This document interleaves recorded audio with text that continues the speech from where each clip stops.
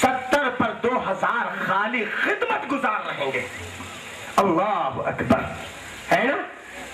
میں اور آپ کے خدمت گزار 70 پر 2000 رہیں گے. اللہ اکبر. حضرت انس بن مالک رضی اللہ تعالیٰ عنہ 70 یعنی اس کی چوڑائی 70 میل, تو ایسے خوبصورت وہ ٹینٹ رہیں گے کہ 70 میل چوڑے رہنے کے باوجود اگر اس کونے میں کوئی جنتی کھڑا ہوا ہے تو اس کونے کے آنے والے کو دیکھ لے گا, ہے نا؟ اس کونے میں آنے والے کو دیکھ لے گا. ارے معمولی ایک راشٹرپتی بھون کے لیے پتہ نہیں کتنے CC کیمرے لگے ہوئے ہیں, ہے نا؟ مغل گارڈن میں کتنے کیمرے لگے ہوئے ہیں, جبکہ 2-4 کلومیٹر کے احاطے میں اگر ہو سکتا ہو جائے. یہ تو 60 میل لمبا 60 میل چوڑا اتنے بڑے لمبے محل جنتی کے, اور اس جنتی ایک جنتی کے لیے اتنا چوڑا مکان. اور حالت کیا ہوگی, اس کونے میں جنتی کھڑا ہے, اس کونے کو دیکھ لے گا. میں نہیں کہتا, نبی کریم جناب محمد رسول اللہ صلی اللہ علیہ وسلم نے فرمایا. کتنے ہو رہے میرے محترم, جنت کی بناوٹ کیسے, ذرا وہ بھی تو سن لیجئے. حضرت انس بن مالک رضی اللہ تعالیٰ جس کے راوی ہیں, صحابہ کرام نے پوچھا اللہ کے رسول, اللہ نے فلاں چیز کو فلاں چیز سے بنایا, فلاں چیز کو, آخر جنت کو کس سے بنایا ہوگا؟ اللہ کے نبی نے تفصیل بتایا. پیارے نبی صلی اللہ علیہ وسلم نے فرمایا, خلق اللہ الجنت عدن بیدہ, اللہ نے جنت عدن کو اپنے ہاتھ سے بنایا ہے. جنت عدن کو اللہ نے اپنے ہاتھ سے بنایا ہے. لبنتم من درۃ بیضاء, ایک اینٹ سفید ہوگی, موتی کی ہوگی, ایک اینٹ سفید موتیوں کی. وہ لبنتم من یاقوت حمراء, ایک اینٹ سرخ ہوگی اور یاقوت جیسے قیمتی ہیرے کی ہوگی. وہ لبنتم من زبرجت خضراء, اور ایک اینٹ اس کی ہرے زبرجد جیسے ایک قیمتی ہیرے کی ہوگی. وہ ملاتھا, اور اس کی مٹی جو ہوگی مشک عنبر کی ہوگی, مشک کی ہوگی. وہ حسباؤہا, اس جنت کے اندر جو فرش بچھایا گیا ہے اس کے پتھر, اس کے سنگریزے لولو کے ہوں گے. وہ حشیشہا الزعفران, اس جنت کے اندر جو گھاس ہوگی وہ زعفران کی ہوگی. ثم قالہا انتقی, جب اللہ نے ایک اینٹ سونے کی, ایک اینٹ چاندی کی, ان ساری چیزوں سے جنت کو بنایا, رب نے کہا اے جنت ذرا بول, تو جنت نے کہا قد افلح المؤمنون الذین هم فی صلاتهم خاشعون والذین هم عن اللغو معرضون, ہے نا؟ اللہ نے 10 صفتیں بیان کی. اللہ اکبر. میرے بھائیوں آپ سوچو, اللہ کے نبی صلی اللہ علیہ وسلم فرمایا, پھر کہا لا یجاور فیک بخیل, اے جنت تیرے اندر کوئی کنجوس آدمی نہیں آئے گا, کوئی کنجوس آدمی نہیں آئے گا. اللہ اکبر. کنجوس یعنی اپنے آپ کو, مال کو بچانے والا, اپنی فکر کرنے والا, دین کے راستے میں کچھ نہ کرنے والا, اسی کو کنجوس کہتے ہیں نا, ہے نا؟ بخیل آدمی جو اپنے آپ کی اپنی جھوٹی شان کے لیے تو خوب خرچ کر رہا ہے اور اللہ کے دین کے لیے کچھ نہیں کر رہا ہے. وَمَن يُوقَ شُحَّ نَفْسِهِ فَأُولَٰئِكَ هُمُ الْمُفْلِحُونَ, اور جس نے اپنے آپ کو بخیلی سے بچا لیا گویا وہ اس کے لیے ہی کامیابی ہے. لہذا میرے بھائیوں, میں نے بتایا جنت کیسی ہے, میں نے بتایا جنت کے اندر ایک ایک چیز کیسے ہوگی, جنت کی عورتیں کیسے, جنت کے بچے کیسے, جنت کے خدمت گزار کیسے. میرے محترم, جنت میں جائیں گے کون, ان لوگوں کے کچھ نشانیاں بتا کر اپنی بات کو میں ختم کر رہا ہوں کہ جنت کل ضعف متضاعف, ہر کمزور آدمی کا ٹھکانہ ہے. جو کمزور بھی ہے لوگوں نے اس کو کمزور کر لیا ہے, یعنی لوگوں جو کمزور بھی ہے لوگوں نے اس کو کمزور کر لیا ہے, یعنی لوگوں کے لیے ان کے دروازے بند ہیں, کوئی ان کی مدد کے لیے تیار نہیں. اللہ کے نبی فرماتے ہیں ایسا کمزور آدمی اگر اللہ کی بارگاہ میں آئے, لو اقسم علی اللہ لا برہ, اللہ تیرے کبریائی کی قسم میرے لیے دنیا کے دروازے بند ہے لیکن تیرا دروازہ بند نہیں ہے. اگر اللہ پر قسم کھائے اللہ ان کی مراد کو پوری کرے گا. تو گویا جنت غریبوں کا ٹھکانہ ہے نا. مالدار لوگ माफ करना, हमारे दरमियान मालदार भी हैं, ऐसे भी मालदार हैं कि जिन्होंने बाग भी बनाया तो जन्नत के लिए अल्लाह का घर भी बनाया, मदरसा भी बनाया, लेकिन ऐ मालदारों बुरा मत मानो, लेकिन याद रखो मेरी अपनी बात नहीं है, ये अल्लाह के नबी सल्लल्लाहु अलैहि वसल्लम की बात है। अल्लाह के नबी क्या दुआ करते थे? अल्लाहुम्मा अहिनी मिस्कीना व अमितनी मिस्कीना वहशुर फी दुमराइल मसाकीन, अल्लाह जिंदा रख, मिस्कीनी के हालत में रख, मौत आए मिस्कीनी के हालत में आए मैं उठाया जाऊं तो मसाकीन के साथ। सहाबा किराम ने पूछा अल्लाह के रसूल मिस्कीनी की क्यों दुआ कर रहे हैं? अल्लाह के नबी ने फरमाया मसाकीन मालदारों से 40 साल पहले जन्नत में जाएंगे। दुनिया में इनकम टैक्स था, सेल टैक्स था, वहां पर लाइफ टैक्स देना पड़ेगा, रिश्तेदारों का टैक्स देना पड़ेगा, खानदान वालों का टैक्स देना पड़ेगा, और महल्ले वालों का टैक्स देना पड़ेगा, बस्ती वालों का टैक्स देना पड़ेगा। कई किस्म के टैक्स आयद होंगे कि माल मैंने तुझे दिया था, तूने क्या क्या किया, क्या क्या किया, क्या क्या किया। एक अम्बा अल्लाह अकबर खड़े रहेंगे 40 साल और बाद रिवायत में 500 साल तक क्यों में खड़े रहेंगे। अल्लाह बचाए मेरे भाइयों। फिर जन्नत किसके लिए है? कुल्लु लईनिन सहलिन करीब मिनन नार, हर आदमी जो नरम दिल है और नरम मिजाज है, लोगों से करीब रहता है, जन्नत उसका ठिकाना है। और जन्नत सिला रहमी करने वाले के लिए है। अर्रजुलु रहीमुन रकीकुल क़ल्ब, ऐसा आदमी जो रहम करता है। आज क्यों है अल्लाह की रहमत रुकी हुई? क्या पूछते हो, क्या पूछते हो? ये जख्म कहाँ के हैं? कुछ तो अपनों के दिए हुए, कुछ आसमां के हैं। क्यों अल्लाह की रहमत रुकी? लोगों, हमने बंदों के साथ रहम करना छोड़ दिया, हमने बंदों के साथ रहम करना छोड़ दिया।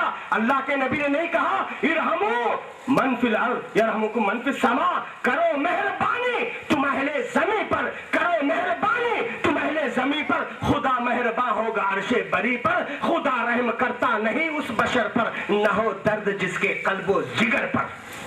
अल्लाह अकबर।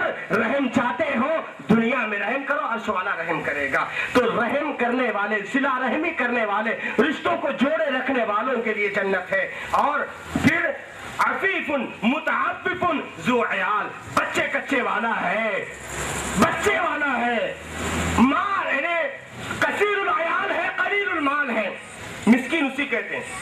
कसीरुल अयाल, बच्चे ज्यादा है, माल की कमी है, फिर भी बोलता नहीं कि सौकार क्या भी दो, सौकार मेरे बच्चे ज्यादा है, नहीं। इसीलिए कुरान में क्या कहा? यहसबुहुमुल जाहिलु अगनिया मिनत तअफ्फुफ, माफ करना। कुरान कहता है, मैं नहीं कहता। जाहिल किस्म के मालदार ये समझते हैं कि तअफ्फुफ यानी इसको जरूरत ही नहीं, इन सौकार बोलियाच नहीं ना, इन आपको बीवी बच्चों का रोना रोयाच नहीं ना, इन मेरे को आपको अपनी जरूरत के सामने पेश किया नहीं ना। तारिफुहुम बिसीमाहुम, चेहरे की अलामत बता रही है। बेचारा 200 रुपए कमाता है लेकिन खाने वाले 300-400 रुपए के लोग हैं उसके पास। हमारा फर्ज बनता है, रब ने हमें दिया है तो मुट्ठी मूछ करके उसको दे दें। ऐसे आदमी भी जन्नत में जाएगा। और इसके अलावा अल्लाह के नबी सल्लल्लाहु अलैहि वसल्लम ने फरमाया ना कि कौन है जो दो चीजों की जमानत की गारंटी दे, एक जुबान और दूसरा शर्मगाह की, मैं उसको जन्नत की जमानत दूंगा। गारंट ये सिग्नल है कि गोया मौलवी साहब आप बंद कर दीजिए, यहीं पर अपने बात को मैं खत्म कर सकता हूँ इस उम्मीद के साथ कि जन्नत के अमाल करने की कोशिश करेंगे। अल्लाह से दुआ करो, अल्लाह ताला मैंने जितना कहा हूँ कहने ज्यादा, जितना आपने सुना है सुनने ज्यादा अमल की तौफीक अल्लाह नसीब फरमाए। अल्लाह ताला दुनिया के अंदर ऐसे अमाल की तौफीक अता फरमाए ताकि हम जन्नत की सदाबहार जो है बागात के अंदर टहलने रहने और खाने पीने के काबिल हो जाएंगे। अल्लाह ऐसे अमाल की तौफीक अता फरमाए। अल्लाह तबारक व तआला इस बाग के अंदर जो दुनिया के छोटा सा बाग जिसकी हरियाली में हम और आप बैठे हैं, अल्लाह जन्नत के बागीचे में, ये बागीचा हबीबा है, वो बागीचा फिरदौस है। अल्लाह ताला उस बागीचा हबीबा के जरिए अल्लाह हमें ऐसे अमाल की तौफीक अता फरमाए कि बागीचा फिरदौस में बैठने के काबिल हो जाए। अल्लाह ऐसे अमाल की तौफीक अता फरमाए। अल्लाह तबारक व तआला मनियार फैमिली को और चांद पाशा साहब को, उन नौजवानों को, उन बुजुर्गों को, और खुसूसन ये नौजवान और इनके साथी समीउल्लाह जिन्होंने 3 दिन से माशाअल्लाह देख रहे हैं, हर एक की अजीब अजीब कैफियतों के बावजूद माशाअल्लाह ये कदम आगे बढ़ा रहे हैं। अल्लाह ताला इन नौजवानों की उम्र इकबाल में दराज़ी अता फरमाए, जिन्होंने हम जैसे तालिब इल्मों को आपके सामने पेश किया है। अल्लाह खिदमत को कबूल फरमाए, अल्लाह मेरे और आपकी बैठक को कबूल फरमाए, मेरे और आपकी मग़फ़िरत का ज़रिया बनाए। रब्बना तक़ब्बल मिन्ना इन्नका अंतस समीउल अलीम व तुब अलैना इन्नका अंतत तव्वाबुर रहीम बिरहमतिका या अरहमर राहिमीन। रहमतुल्लाहि व बरकातुहू। अल्हम्दुलिल्लाह नहमदुहु व नस्तईनुहु व नस्तगफिरुहु व नुमिनु बिहि व नतवक्कलु अलैहि व नऊज़ु बिल्लाहि मिन शुरूरि अनफुसिना व मिन सय्यिआति अमालिना मन यहदिहिल्लाहु फला मुदिल्ल लहु व मन युद्लिलहु फला हादिय लहु व नशहदु अन ला इलाहा इल्लल्लाहु वहदहु ला शरीक लहु व नशहदु अन्न मुहम्मदन अब्दुहु व रसूलुहु अरसलहु बिल हक़्क़ि बसीरन व नज़ीरा।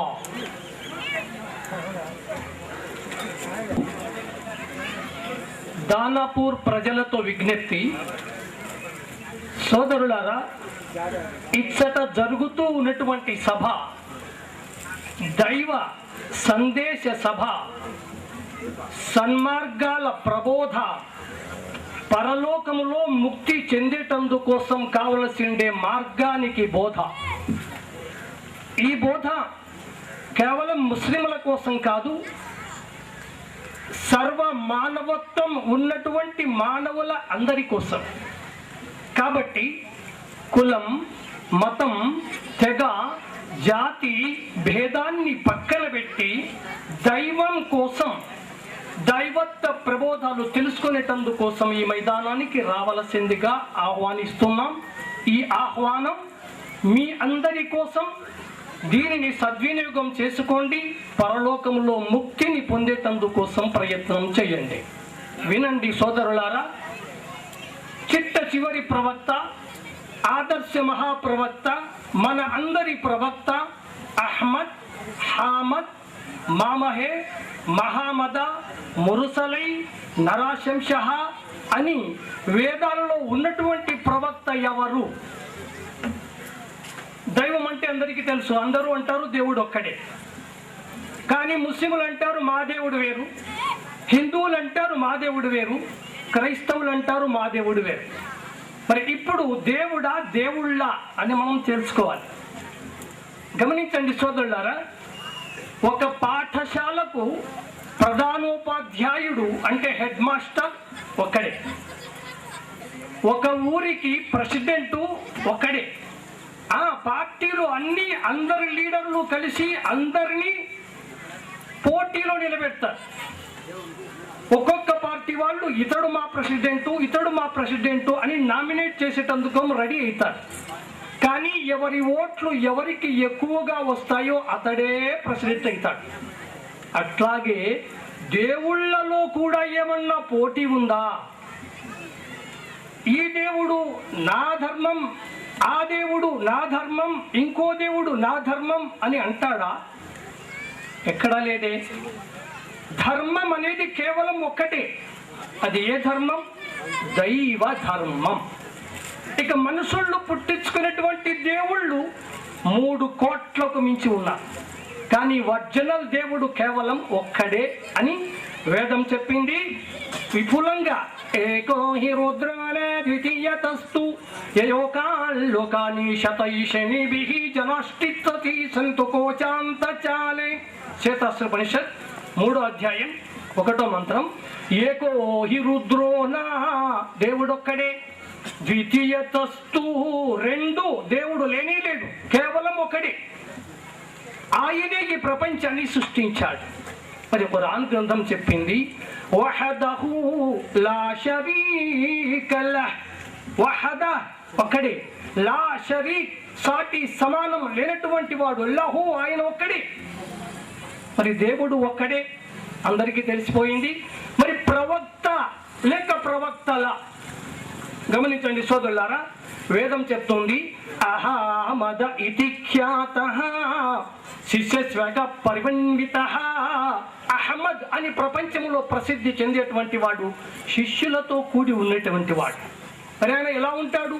స్మృషుధారి ఉచ్చాలాపి ఖడ్గధారి భవిష్యతి జనో మమః.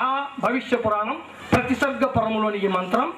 స్మృషుధారి గడ్డం పెంచుకొని ఉంటాడు. ఎవరండి?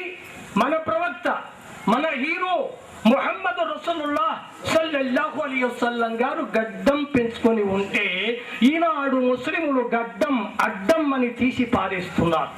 గమనించండి సోదరులారా, గడ్డం ఎవరి కోసం? మగవాళ్ల కోసం గుర్తింపు గడ్డం. బాగా గమనించండి. పుంజు కోడికి గడ్డం ఉంది, పెట్టకోడికి ఉందా?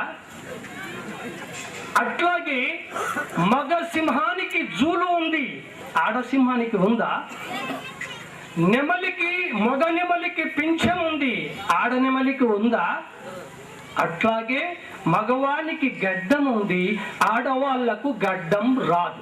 ఎన్ని బ్లేడ్లు పెట్టి తీసిన గడ్డం మగవాళ్ళది పోదు, ఎన్ని పేస్టులు పట్టించుకున్న గడ్డం ఆడవాళ్లకు రాదు.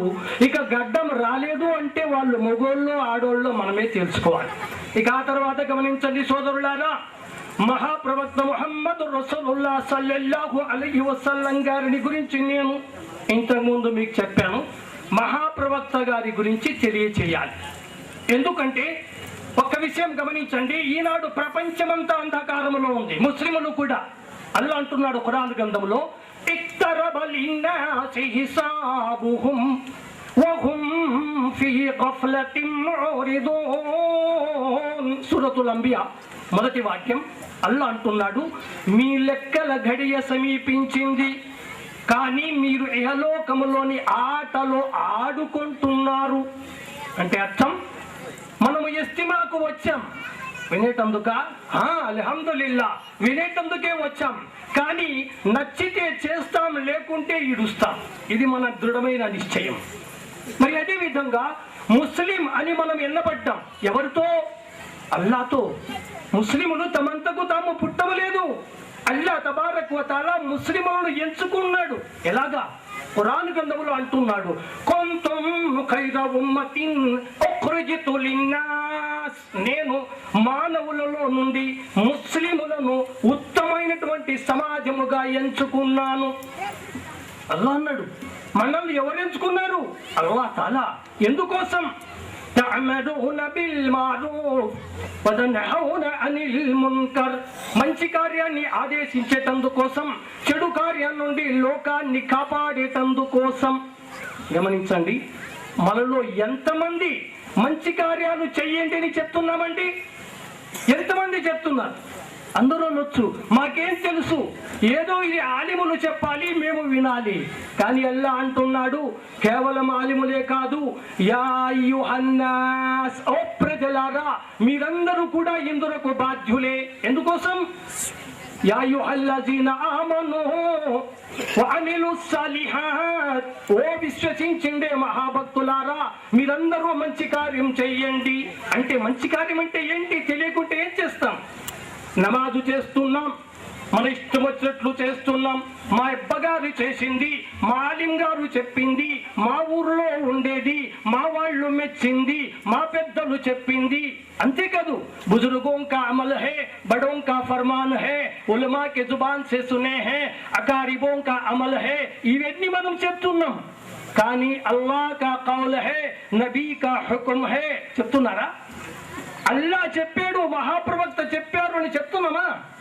అంటే అప్పుడు అర్థం మనము తెలుసుకోలేదు కాబట్టి ఈనాడు ముస్లిములు ఈ స్థితిలో ఉన్నారు. అదే ఆనాడు ముస్లిములను గమనించండి. ముస్లిములు అంటే ఎవరు? విధేయులు. ఎవరికి విధేయులు? ఈనాడు భార్య విధేయులు ఉన్నారు, పెద్దల విధేయులు ఉన్నారు, ఆలిముల విధేయులు ఉన్నారు, అల్లా విధేయులు కూడా ఉన్నారు. వాళ్ళు తక్కువ, వీళ్ళు ఎక్కువ. కానీ సోదరులారా, ఎవరైతే అల్లా విధేయులుగా మెలుగుతారో వారే ముస్లిములు. చాలా మంది అనుకుంటున్నారు ముస్లిములు అంటే తుర్కం మాట్లాడే వాళ్ళు. అల్లా తబారక్ వ తఆలా ముస్లిం అనే పదానికి తెలుగులో అర్థం విప్పి చెప్పాడు. ముస్లిం అంటే విధేయుడు. ముస్లిములు అంటే విధేయులు. ఎవరికి? అల్లాకు, అల్లా ప్రవక్తకు. మరి వీళ్ళు ఎవరి మాట వింటారు? మహాప్రవక్త గారు చెప్పిండే మాట వింటారు. ఆయన ఏం చెప్పాడండి? తరక్తు అమరైన్ లం తజిల్లు మా తమస్సక్తుం బిహిమా కితాబుల్లాహ్ వ సున్నతి. ఓ ప్రజలారా, నేను 2 వస్తువులు మీ మధ్య వదిలి వెళ్ళుతున్నాను. బిహిమా కితాబుల్లాహ్, ఒకటి దైవ గ్రంథం, సున్నతి హదీసు ధర్మం. ఈ రెండింటిని మీరు గట్టిగా పట్టుకుంటే ఏనాడు కూడా వ్యర్థ జీవులు కాలేరు. మనం ఖురాను చదవలేదు, హదీసు చూడలేదు. ఇవి 2 చూడకుండా ముస్లింలు అనుకోవడం వల్ల ఈనాడు ప్రపంచంలో ప్రజలు ముస్లిములను చూసి ఇదా ఇస్లాము అనుకుంటున్నారు. వీళ్ళేనా ముస్లిములు అంటే, వాళ్ళకంటే మనం మేలు కదా అని అనుకుంటున్నారు. ఎందుకంటే సోదరులారా, ముస్లిం అనే వ్యక్తి అబద్ధం ఆడలేడు, తప్పు చూపు చూడలేడు, తప్పు మాట మాట్లాడలేడు, తప్పు చేష్టలు చెయ్యలేడు, ఇతరులను దూషించలేడు, తప్పులు ఎంచలేడు. ఎందుకంటే ముస్లిం ఒక కండిషన్ జీవితం గడిపేటటువంటి వాడు. వాయిలో లికొల్లి హోమజతి ఇల్లు మజతి, ముఖం ఎదుట నిందించేవాడు కాడు, వీపు వెనుక తప్పులు ఎంచేవాడు కాడు. మాటి మాటికి డబ్బు కూడబెట్టుకుని ఎంచుకునేటువంటి వాడు కాడు.